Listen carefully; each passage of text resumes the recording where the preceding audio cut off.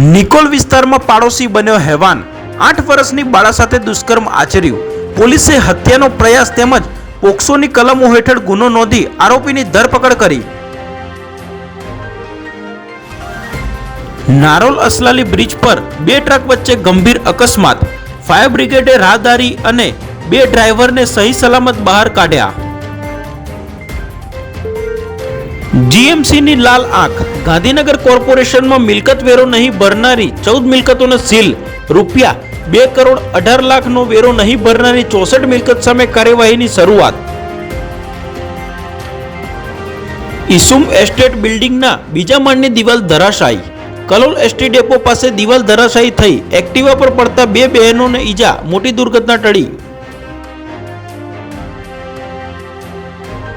બાળ વિવાહ મુક્ત ભારત અભિયાન, નડિયાદમાં બાળ વિવાહ મુક્ત ભારત અભિયાન અંતર્ગત કેન્ડલ માર્ચ રેલીનું આયોજન કરાયું।